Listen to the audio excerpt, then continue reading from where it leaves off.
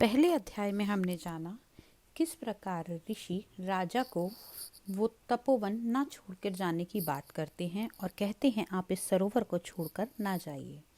अब आगे की कथा कहते हैं दूसरे अध्याय का आरंभ।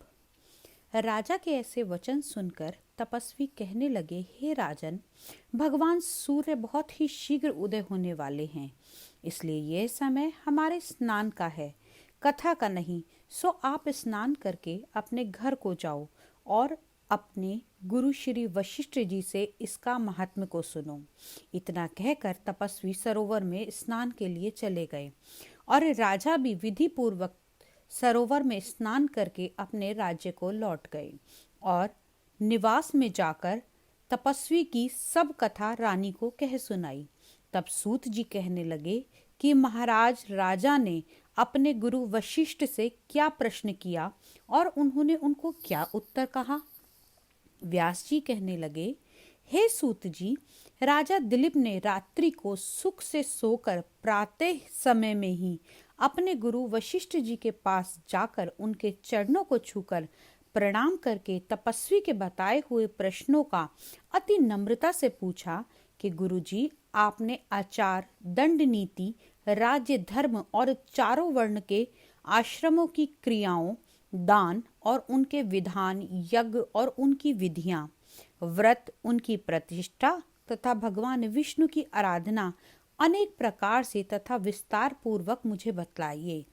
अब मैं आपसे माघ मास की स्नान की कथा का महात्म को सुनना चाहता हूँ। सो हे तपोधन, नियम पूर्वक इसकी विधि को मुझे समझाइए। तब राजा की बातें सुनकर गुरु वशिष्ठ जी कहने लगे, हे राजन, तुमने दोनों लोकों के कल्याणकारी, वनवासी तथा गृहस्थियों के अंतःकरण को पवित्र करने वाले माघ मास के स्नान का बहुत सुंदर प्रश्न पूछा है।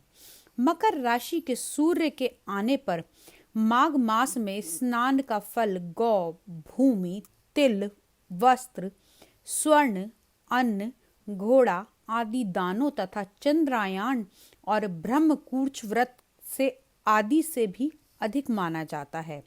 वैशाख तथा कार्तिक में जप, दान, तप और यज्ञ बहुत ही फल देने वाले होते हैं, परंतु माघ मास में इन फल की बहुत ही अधिकता होती है।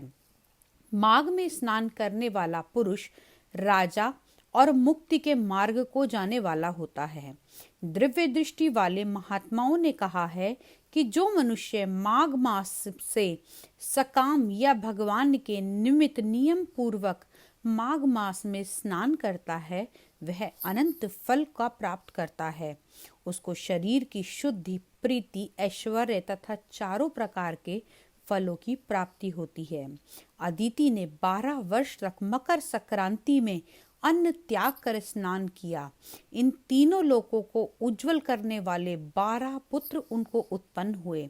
माघ मास में स्नान करने से ही रोहिणी, सुभगा, अरुंधति दानशीलता हुई और इंद्राणी के समान रूपवती होकर प्रसिद्ध हुई। जो माघ मास में स्नान करते हैं तथा देवताओं के पूजन में तत्पर रहते हैं, उनको सुंदर स्थान, हाथी तथा घोड़ों की सवारी तथा दान को द्रव्य प्राप्त होता है। अतिथियों से उनका घर भरा रहता है और उनके घर में सदा वेद ध्वनि होती रहती है। वह मनुष्य धन्य है जो माघ मास में स्नान करते हैं, दान देते हैं तथा व्रत और नियमों का पालन करते हैं। दूसरों के पुण्य के क्षीण होने से मनुष्य स्वर्ग से वापस आ जाता है, परंतु जो मनुष्य माघ मास में स्नान करता है वह कभी भी स्वर्ग से वापस नहीं आता।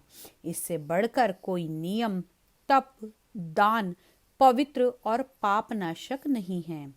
भृगु ऋषि जी ने मणि पर्वत पर विद्याधरों को यह सुनाया था। तब राजा ने कहा, हे ब्राह्मण, भृगु ऋषि ने कब मणि पर्वत पर विद्याधरों के उपदेश दिया था, सो आप बतलाइए।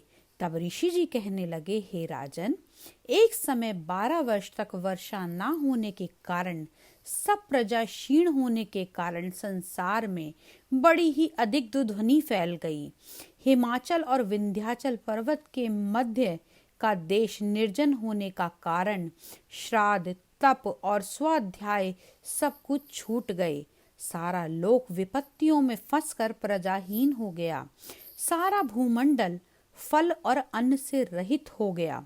तब विंध्याचल से नीचे बहती हुई नदी के सुंदर वृक्षों से आच्छादित अपने आश्रम से निकलकर श्री भृगु ऋषि ने अपने शिष्यों सहित हिमालय पर्वत पर आ गए। इस पर्वत की चोटी नीली और नीचे का हिस्सा सुनहरी होने से सारा पर्वत पीतांबरी श्री भगवान के सदृश लगता था।